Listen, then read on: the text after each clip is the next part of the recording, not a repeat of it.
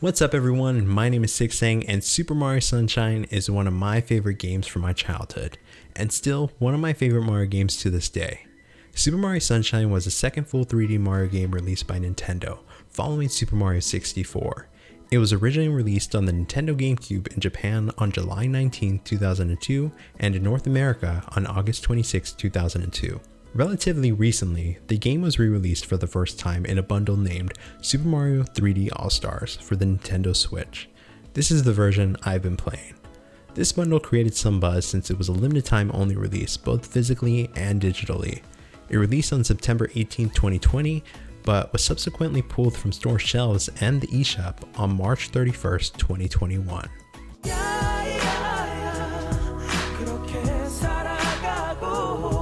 Personally, I think it was kind of whack for Nintendo to do this. The games bundled, which included Super Mario 64 and Super Mario Galaxy in addition to Super Mario Sunshine, are all classic 3D Mario games. Why Nintendo would want to limit access to the re-releases of these games is beyond me, but enough of that tangent, let's talk about Super Mario Sunshine.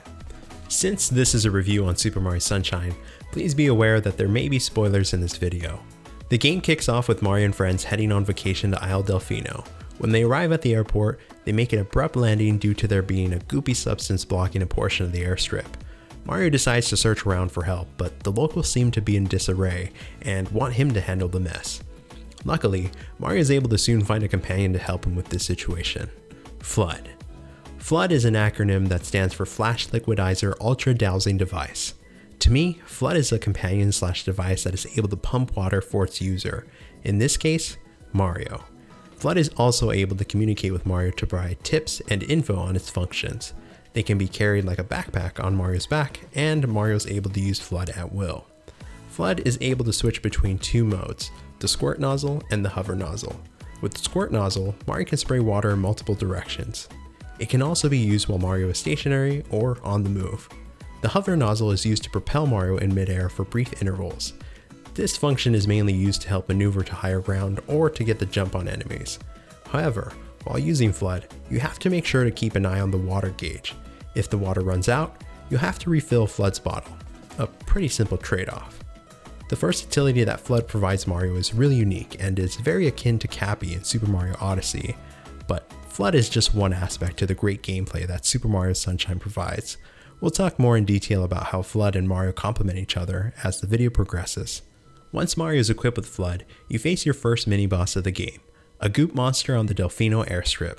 By spraying its mouth with water, you are able to deal damage to this monster.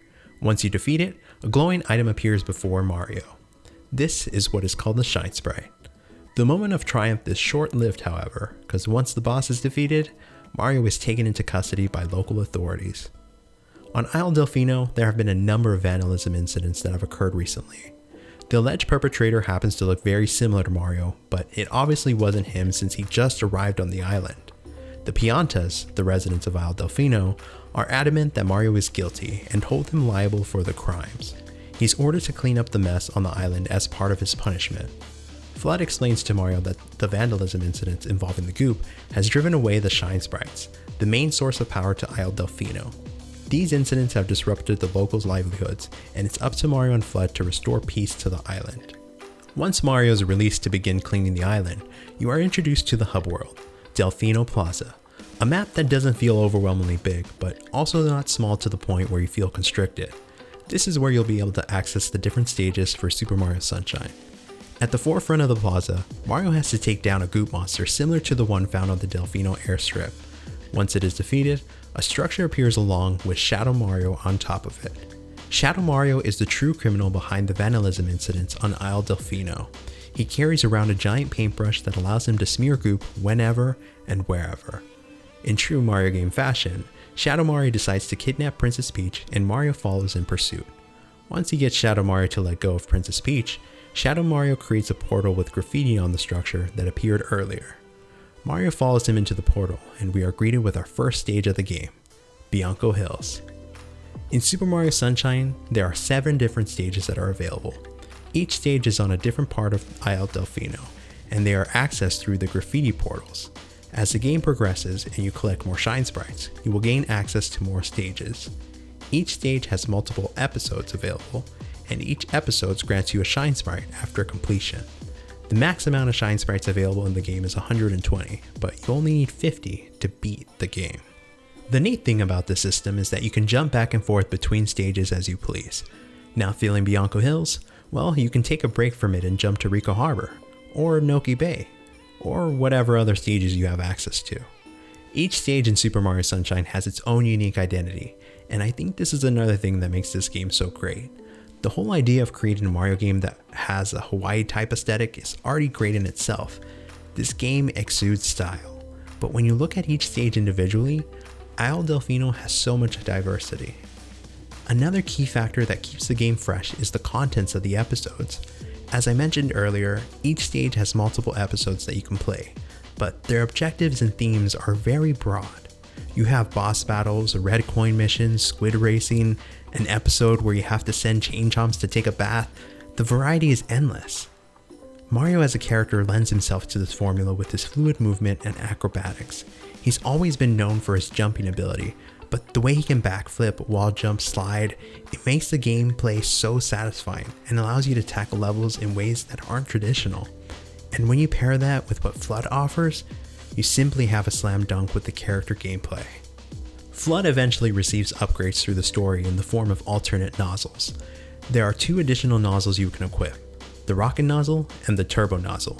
The rocket nozzle will shoot Mario and Flood super high into the air, whereas the turbo nozzle blasts water backwards to accelerate Mario's movement speed. Each special nozzle can only be equipped one at a time, and will take the slot of the hover nozzle. These changes are not permanent, however, and can be reset after the completion of a level, or by using one of the nozzle item boxes. What may be even more valuable than these nozzle upgrades is a green little dinosaur named Yoshi. Yoshi is available in Super Mario Sunshine about midway through the game, and adds another dimension to Mario's playstyle. Although when riding Yoshi you lose access to Flood's abilities, Yoshi definitely makes up for them. He's able to eat troublesome enemies, spit juice that acts like Flood's water, and his ability to jump is really impressive. Like Flood, there is a trade-off to Yoshi's abilities. Yoshi requires fruit to continue being used. Also, he is susceptible to water, and will disappear if you jump into water that is too deep. And don't think I forgot to mention the Floodless levels.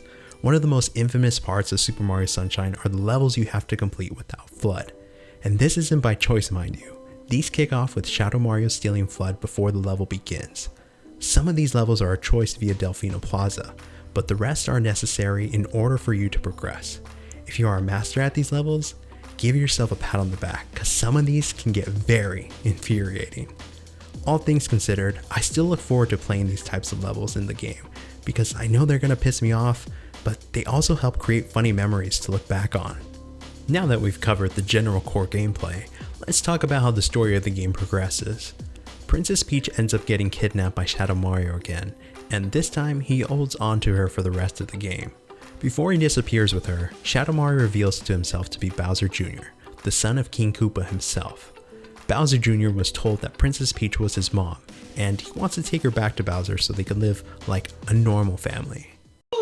What's wrong with you, bro? What the heck? You tripping, bro? You tripping! He takes her to Corona Mountain, which is where the final sequence of the game takes place. Once you clear every 7th episode of each stage, you will have at least 50 shine sprites. At this point, the game will kick you back to Delfino Plaza, but the whole plaza has flooded. It shows Shadow Mario heading towards Corona Mountain, so Mario decides to give chase. After crossing over some lava and using the rocket nozzle to head up, Mario finds Bowser, his son, and Peach all chilling in a giant goop tub? Anyways, Mario makes quick work of Bowser and his son, and everyone ends up getting launched out of the volcano. When Mario and Peach land, they discover that Flood has suffered some serious damage. Is Flood kill?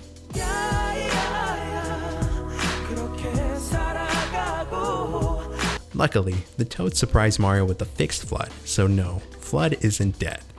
Before the credits roll, a scene plays to show power being restored to Isle Delfino, and all the residents are celebrating. Also, Bowser confesses to Bowser Jr. that Peach isn't his real mom, and that's how the story ends. I wouldn't say this game has a compelling story or anything like that, but it doesn't have to. For me, Super Mario Sunshine is the pinnacle of an adventure-style 3D platformer. Regardless of your age, I believe anyone can enjoy this game. The gameplay is so solid throughout. Mario and FLUDD give you, the player, confidence in almost all situations. Yeah, Mario can trip up at times and the camera angles can get twisted, but these instances are so few and far between, I can always look past it. It is truly a shame that even though this game was ported to a current gen console, it is no longer accessible through traditional means. I hope that this game gets a permanent release on the Switch, even if it's just through the eShop. It's one of my favorite GameCube releases of all time, and I will always welcome more GameCube ports to the Switch. Well, that's gonna do it for this video. This review was nowhere near as long as my Sonic Adventure 2 Battle video, and I think it's because this is a game you just have to play. Not much explanation or history needed. But here's a question for you. What's your favorite 3D Mario game? Let me know in the comments below. And if you enjoyed watching this, please hit the like button and make sure to subscribe. You can definitely expect more gaming videos like this on my channel. Anyways, I hope you have a great rest of your day, and I'll see you in the next one. Peace.